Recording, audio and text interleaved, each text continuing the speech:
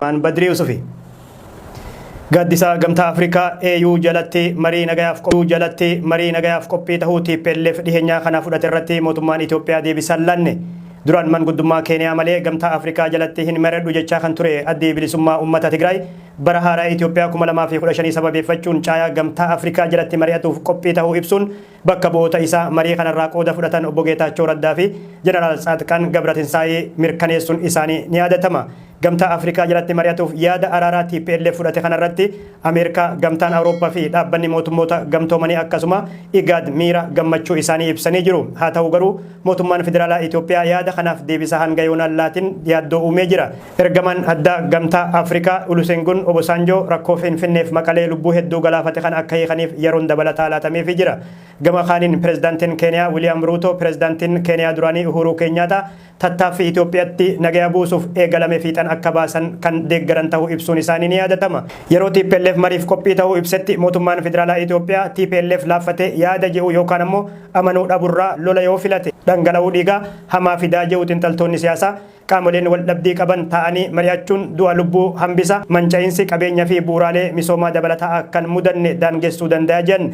Gama biraatiin qondaalli TPLF Jeneraal Taaddasaa Warradaa waraanni Eertiraa fi raayyaan ittisa biyyaa magaalaa Shiraaroo qabachuu isaanii tibba dabre ibsuun isaanii ni yaadatama. Dhimma lixa Tigraay kan humnoonni Amaaraa qabatanii jiran irratti mariin hin feesisuu jedhan qondaalli TPLF kun lola dhiheenya kana bifa haaraan ka'e irratti TPLF miseensota raayyaa ittisa biyyaa umriin isaanii daa'imataan baay'ee to'annoo jala oolchee miidiyaaleen dhiheessaa jira. Mootummaan Itoophiyaa immoo TPLF dargaggoota Tigraay umriin xixiqqaa ta'an adda waraanatti hiriirsee ficcisiisaa jira jechuun himata bifa wal fakkaatuun. Mootummaan Eertiraa lammiilee biyyattii ganna 55 gadii jiran mooraa leenjii waraanatti dirqiin galchaa jira jedhame. Humnoonni waraana eeggata ganna 55 gadii marti waraanatti akka galan ajaja kan labse bulchiinsi Asmaraa namoota ajaja kana faallessanii fi fudhachuu didan qabeenyi isaanii guutummaatti saamamuuf akka jiru akeekkachiisee jira. Biyyi xiqqoon handaara galaana diimaa irratti argamtu Eertiraan ganna 29 dabraniif pirezidaantii tokkicha Isiyaas Afeworqiitiin bulaa jirti. Miseensota waraanaa humna if eeggataa jedhamu kanneen umriin ganna 55 gadii ta'an hatattamaan mooraa waraanatti akka galaniif yaamicha kan goote. Biyyattiin namoonni magaalaa Asmaraa keessaa fulbaana 15 bara 2022 guuraman gara adda waraanaa daangaa Itoophiyaatti geeffamanii akka jiran gabaafamee jira.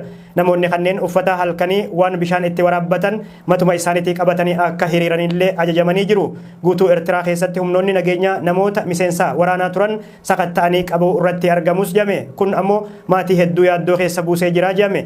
Yeroo ammaa kanas maatiin hedduun abbaa warraa yookaan ilma isaanii boo'ichaan geggeessuuf dirqamanii jirus jedhama. Namoonni rakkoo fayyaa qabna jedhan ragaa fayyaa dhabuu isaanii agarsiisu hospitaala beekamtii qaburraa fiduu qabu. Yoo kanan goone manni jireenya isaanii kan jalaa cufamu yeroo ta'u maatiin isaanii alatti darbatamuuf akka jiru labsamee jira.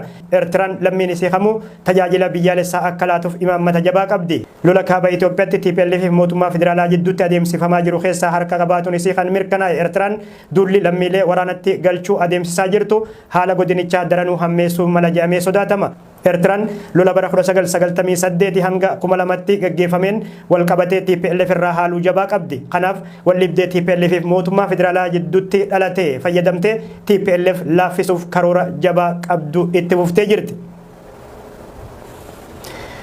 Pirezidaantiin Somaaliyaa Hasan Sheekh Mahmud Somalilaand akka fottoytu gonkumaa hin hayyamnu jedhan. Pirezidaantichi kana kan jedhan haasawa hawaasa Somaalee Ameerikaa Virgiiniyaa naannawaa Waashingitan jiraatan waliin taasisan keessatti. Haasaa kanas kaleessa galgala kan taasisan Hasan Sheekh Mahmud guddina dinagdee fi hariiroo dippiloomaasii Somalilaand dura hin dhaabbannu garuu gaaffii walabummaa ishiin dhiheessaa jirtu gonkumaa hin simannu jedhan. Dubbiin pirezidaantii Somaaliyaa Hasan Sheekh Mahmud kun bulchiinsa Somalilaand irraa dheekkamsa jabaa kaasee jira. Somalilaand erga kolonii Ingiliz waxabajjii 26 bara 1960moota keessa goolabamee hacuuccaa bulchiinsa Ziyaad Barree jalatti kufuu himatti. Erga bara 1991 keessa mootummaan Ziyaad Barree kufee ammoo walabummaa isii labsattee ifumaaf if bulchaa jirti. Garuu beekamtii hawaasa idil addunyaan arganne. Mootummaan federaalaa Somaaliyaa Somalilaand akka kutaa takkatti kan ilaalu yeroo ta'u qophatti bahuu bulchiinsa Somalilaand kana cichee morma. Pirezidaantii Hasan kana Ameerikatti dubbatanis isuma kana. Aangawoonni Somalilaand nuti biyyoota akka Mooritaaniyaa, Naayijeeriyaa, Senegaal, Gaaboon, Riippaabilika Dimokiraatawaa Koongoo, Chaad Chad, Ivory Coast, Burkina Faso, Benin, Sierra Leone, Uganda, Kenya, Algeria, Zimbabwe, Zambia fi Namibia dura walabummaa qabaachaa turre jechuun himatti. Garuu seenaa hargeessan himatu kana Maqdishoon hin fudhatu. Pirezidaantichi imala biyya tahuu Somaalilaand burjaajessuuf haasaa kana godhe jechuun balaaleffattee jirti Somaalilaand. Dubbataan dhimma alaa Somaalilaand Suleyman Ali Faaroo pirezidaanti Hasan dachii ganna 30 hin bulchin dhimma ishii dubbachuu hin danda'an jan mootummaan Maqdishoo keessaa qarqaratti hin bahin Somaalilaand ganna 31 bulchaa jirtu ijaarsa sirna dimokiraasii jabeeffattee waa'ee ishii dubbachuuf hamileen qaban jan nuti carraa biyya tahuu beekamtii qaama biraarraa argatu osoo hin taane fudhatama ummata Somaalee qofa feesisaa jan aangawaan mootummaa Somaalilaand kun pirezidaantichi kitaaba hijibaa barreeffame golgaa godhachuun heera mootummaa fakkeessanii dubbatan ummanni Somaalilaand ummata waliin mari'atee dhimma isaa addunyaatti hubachiisee deemaa jiru imala kana ammoo duubatti kan deebisu eenyulleen hin jiraatu jan Somaalilaand hawaasni idil addunyaa beekamtii akka laatuuf gaafachaa jirti. Garuu dhaabbanni mootummoota gamtoomanii gaaffii walabummaa fi labsatuu Somaalilaand kana waan simateen qabu. Sirni awwaalchaa giiftii Elizaabeet lammaffaa fulbaana 19 bara 2022 wixata boruu raawwatamuuf akka jiru gabaafamee jira. Sirna geggeessaa mootii Ingiliz Elizaabeet irratti argamuuf geggeessitoonni biyyoota garaagaraa London dhiphisaa jiru. Garuu dureewwan biyyoota gariif afeerran hin godhamne. Kunis sababa rakkoo keessoo isaaniitiin kan wal qabatu.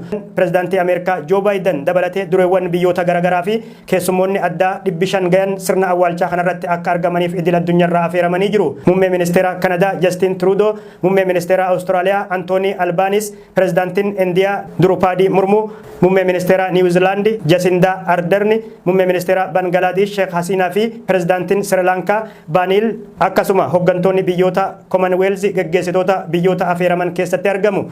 Presidentin France Emmanuel Macron, Presidentin Ireland Michael Martin fi kan German Frank Walter akkasuma Presidentin Italy Sergio Mattarella geggeessitoota biyyoota Awurooppaa afeeraman keessatti argamu. Gama biraatiin geggeessitoota biyyoota afeeramanii muraasa irratti gaaffiileen ka'anii jiru. Isaan keessaa bulchaa Saudi Arabiyaa Muhammad bin Salmaan fi Presidentin China Xi Jinping isaan tokko. Mootii Charles sadaffaan dureewwan afeeraman keessaa muummee ministeera Kanadaaf kan New Zealand dubbisanii jiru.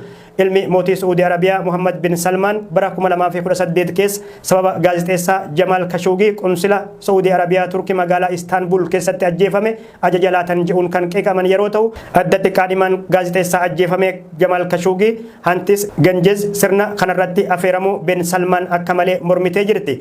Bifa wal fakkaatuun pirezidaantiin China Xi Jinping himannaa yakka dhala namaa irratti raawwatan jedhuun afeerraa isaanii qeeqni jabaan mudatee jira. Bakka Jinping itti aanan isaanii Wangi Qishan yuuketti fuula deeffatanii jirus jedhame. Garuu bakka buutonni biyyoota akka Belarus, Raashiyaa, Suuriyaa, Maayinaamaarii fi Venezuelaan hin afeeramne. Biyyoonni akka Iraan, Kooriyaa Kaabaa fi Nikaraaguwaay dippiloomaatota isaanii akka ergatan afeeramanii jiru. Ganna hedduuf dureewwan biyyoota hangana baay'atanii carraa bakka takkatti wal arguun arganne. Afeeramtoonni argaman sirna awwaalchaa mootittii UK Elizaabeet irratti wixata boruu argaman martinuu kabaja mootittiif qaban mul'isuuf galma reefi isii jiru Westministeer deemanii daawwachuudhaan galmee gaddaarratti mallattoo isaanii kaayuun xumuru. Sanduuqa reeffa mootittii galma Westministeer jirurra gonfoon kan kaa'ame yeroo ta'u gonfoo kanarra immoo Emeralaandi dabalatee albuudni gatii qaalii qabu lakkoofsan 3,000 ta'u kaayamee jira. Albuudota kana keessaa 2,868 fi 68 daayimandiidhas jedhamee jira. Tole daawwattoota keenya duramaaf qabannee dhiyaanne san gammadaa daawwattan ture. An Badri Yuusufii waan nu hordoftaniif ulfaadhaan isiniin jaa nagaatti.